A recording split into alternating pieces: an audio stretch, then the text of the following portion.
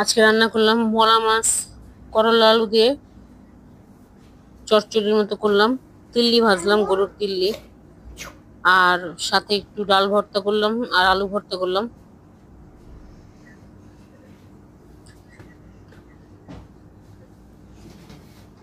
ভাত রান্না করলাম। তো আসসালামু আলাইকুম, কেমন আছেন সবাই? আশা করি ভালোই আছেন। তো এইগুলোই রান্না করলাম।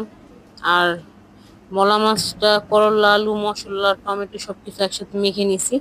এখন পানি আর তেল দিব। তো রোজা রমজানের দিন সেহরির জন্য একটু ভর্তা টর্তা খেলে ভালো লাগে। তো এই জন্য ভর্তাও বানালাম আজকেও।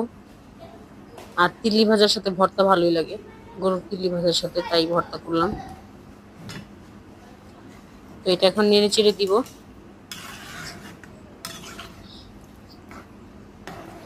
আর মলা মাছের চচ্চড়ি কে কে পছন্দ করেন? করলা আলু দিয়ে রান্না করছি আমি আজকে, আরেকদিন শুধু আলু দিয়ে চচ্চড়ি করছিলাম।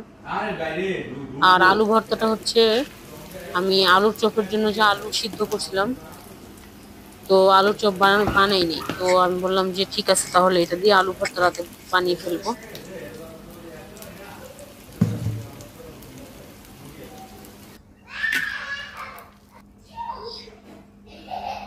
ভর্তার জন্য পেঁয়াজ ভেজে ফেললাম, শুকনো মরিচ ভেজে নিচ্ছি। এখন ডাল ভর্তাটা বাগার দিব। ডালটা সিদ্ধ করে নিয়েছিলাম আগেই।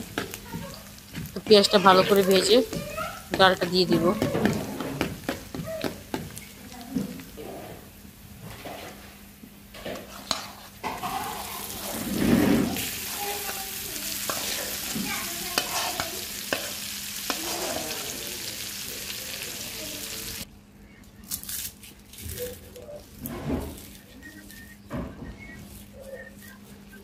দেখতে দেখতে রোজা শেষ হয়ে যাচ্ছে, ঈদ চলে আসছে খুব কাছাকাছি। এই একটা মাস, রহমতের মাস আমাদের।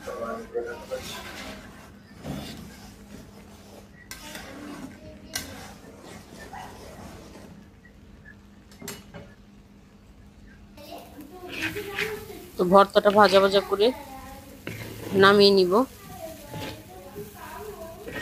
অনেকে ডাল ভর্তা কাঁচা পেঁয়াজ মরিচ দিয়ে ডাল সিদ্ধ করে করে ফেলে, তো আমরা এইভাবে খাই। ওইটা আরেক রকম মজা। তো এখন চিল্লিগুলো ভাজবো, তেলটা গরম হয়ে গেছে, চিল্লিগুলো দিয়ে দিলাম। চিল্লির মধ্যে আমি আদা রসুন বাটা, জিরা বাটা, হলুদের গুঁড়া, মরিচের গুঁড়া, লবণ সব দিয়ে মেখে রেখেছিলাম।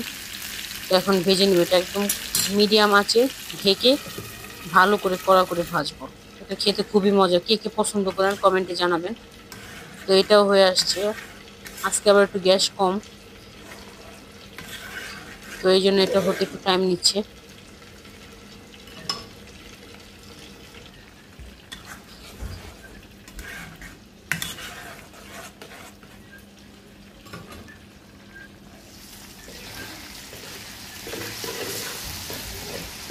তো ভিডিওটা কেমন লাগলো কমেন্টে জানাবেন।